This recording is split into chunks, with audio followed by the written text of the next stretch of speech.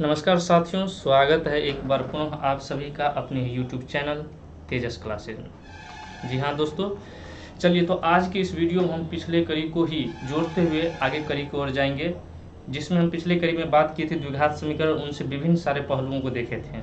लेकिन आज की इस वीडियो में हम बात करेंगे nature of roots of quadratic equation, अर्थात जो क्वाड्रेटिक इक्वेशन के मूल होते हैं, शून्यक होते हैं, उनकी प्रकृति के बारे में देखेंगे। जैसे प्रकृति के बारे में हम क्यों चर्चा कर रहे हैं, सबसे पहले इस बात को जानना है, ठीक है।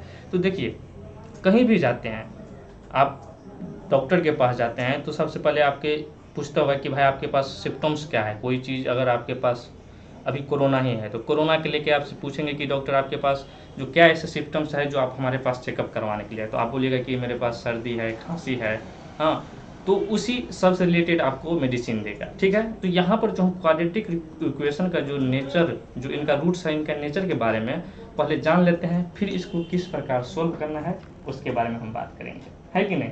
तो चलिए सबसे पहले हम आपको बता दें कि क्वाड्रेटिक इक्वेशन का स्टैंडर्ड फॉर्म क्या होता है, ठीक। तो आप सभी जानते हैं क्या होता है, तो A X square plus B X plus C, जहाँ पर एक कंडीशन है क्या कि ए का वैल्यू जो है सो कभी भी 0 के बराबर नहीं हो सकता है। क्यों, ये आप हमें कमेंट करके बताइए, क्योंकि इसको हम बहुत बार बताएं, ठीक है।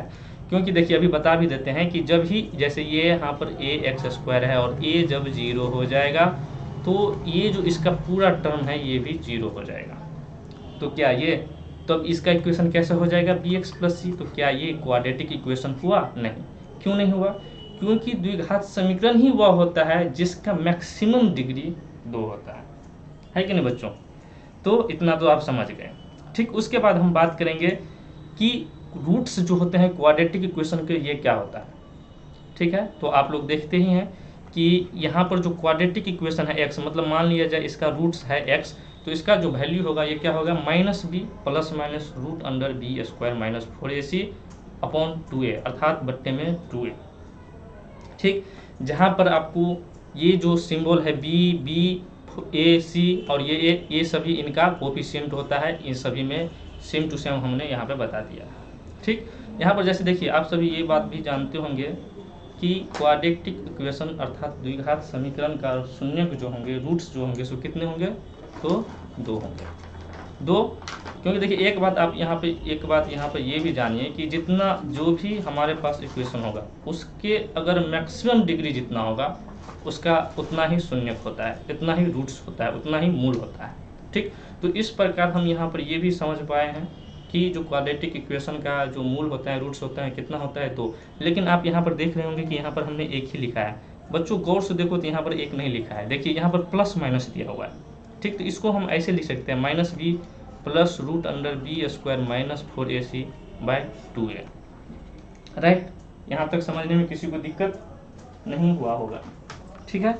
फिर ये हमारा पहला था क्या बोलते हैं इसको, रूट्स, और दूसरा जो हो जाएगा minus b square minus 4ac by 2a, ठीक है।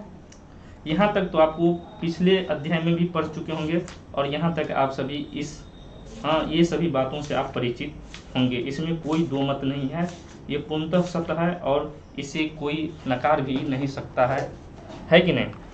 चलिए तो अब उनके हम प्रकृति के बारे में बात करते हैं। प्रकृति में बारे में बात करने से पहले हम आपको एक बात बता दें, क्या, तो यहाँ पर ये वाला जो इक्वेशन है बी स्क्वायर माइनस 4ac, क्या, एक minute, B square minus 4ac, इसे हम क्या बोलते हैं, इसे हम डिस्क्रिमिनांट बोलते हैं, अर्थात विवेक्तर बोलते हैं। क्या बोलते हैं, विवेक्तर।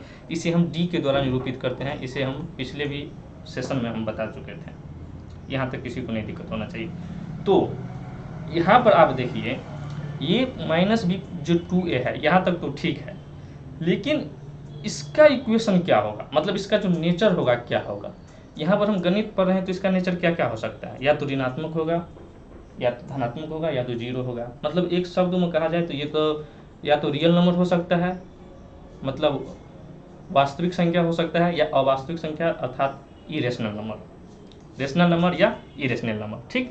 यहाँ तक तो आपको समझ के देखिए, यहाँ पर अगर एक कंडीशन हो जाए कि जब B square minus 4ac zero से छोटा हो। किससे छोटा हो? जीरो से।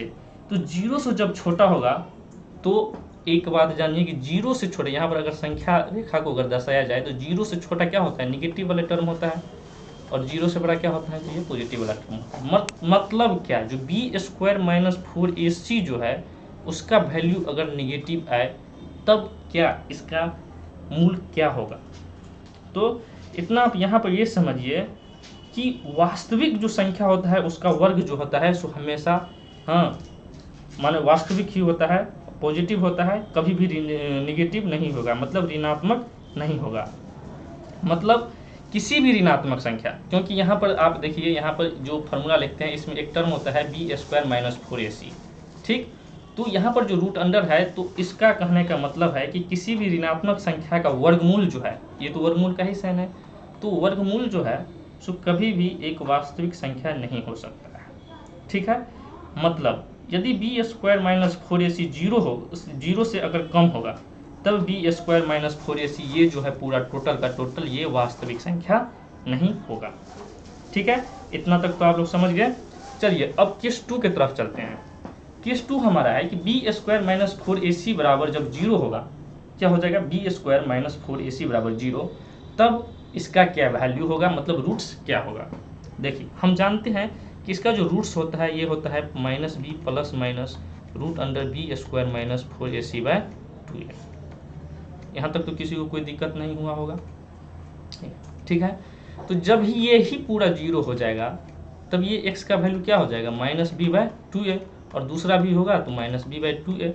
मतलब क्या समझे इसका कि जब B square minus 4ac zero के बराबर होंगे तब जो उसका रूट्स होंगे, शून्यक होंगे या मूल होंगे, ये क्या होंगे? वास्तविक होंगे और समान भी होंगे। समान कहने का मतलब इक्वल होंगे। यहाँ पर देखिए दोनों क्या है? तो इक्वल है, राइट। यहाँ तक समझने में किसी को दिक्कत नहीं होगा। देखिए एक बात यहाँ पर आपको एक बात समझिए कि इस स्थिति में जो इसका मूल्य होते हैं और ये समान जो होते हैं, मतलब इक्वल जो होते हैं, इसलिए हम इसको क्या कहते हैं? पुनरावृत्त मूल कहते हैं, रिपीटेड रूट्स भी कहते हैं। ये था एक्स्ट्रा जानकारी जो मैंने कर दिया जनहित में जारी। अब आपकी जिम्मेवारी सब्सक्राइब करो चैनल हमारी, है कि नहीं? तो चलिए अब हम केस 3 की तरफ बढ़ते हैं। केस 3 हमारा है, देखिए केस 1 हम देखें जब बी स्क्वायर माइनस 4ac का वैल्यू जो है सो निगेटिव आया था। सेकेंड में देखिए बी स्क्वायर माइनस 4ac का वैल्यू शून्य के बराबर था, तब हम उसका देखिए रूट्स क्या होता है, मूल क्या होता है। अब हम तीसरा केस देखेंगे बी स्क्वायर माइनस 4ac जो कि आपको जीरो से बड़ा होंगे। इसका मतलब है कि बी स्क्वायर माइनस 4ac का वैल्यू क्या होंगे? ये पॉजिटिव होंगे, राइट। यहाँ तक किसी को कोई दिक्कत नहीं होगा। तब देखिए अगर बी स्क्वायर माइनस 4ac का वैल्यू अगर जीरो से बराबर होंगे तब इसको मान लीजिए कि बी स्क्वायर माइनस 4ac का वैल्यू मतलब क्या है, अर्थात ये क्या है? एक पॉजिटिव संख्या है, ठीक है। तो पॉजिटिव संख्या होगा तो इसका जो कोऑर्डिनेट मतलब इसका रूट्स जो होंगे क्या होंगे? हम सभी जानते हैं कि इसका रूट्स क्या होता है? Minus b plus minus root under b square minus 4ac by 2a। यहाँ तक सही। और हम बी स्क्वायर माइनस 4ac का वैल्यू क्या लिखे हैं? के लिखे हैं, ठीक। मतलब root under b square minus 4ac का वैल्यू हम के लिखे हैं, यहाँ तक दिक्कत। तो ये जो हमारा पहला मूल हो जाएंगे ये क्या हो जाएगा? माइनस बी प्लस के बाय 2a, और दूसरा क्या हो जाएगा? माइनस बी माइनस के बाय 2a, ठीक है। और यहाँ पर आप एक बात देखिए कि ये तो हमारा वास्तविक संख्या तो है, लेकिन दोनों समान समान नहीं है। अब कोई बंधु हमारे ये भी सोच रहे होंगे कि सर ये तो एक स्थिति में तो बराबर होगा, जब के को जीरो रखेंगे तो इस स्थिति में तो बराबर होंगे। बच्चों जब के का मान हम अगर जीरो रखेंगे तो ये तो हमारा सेकेंड केस हो गया, है कि नहीं? सेकेंड केस हो गया। इसका मतलब है कि इसमें क्या होंगे? मूल वास्तविक भी होंगे और इक्वल भी होंगे, जो कि दोनों हमारे जो मूल होंगे, रूट्स होंगे, ये दोनों के दोनों क्या होंगे? बराबर होंगे, ठीक। तो ये था हमारा बात।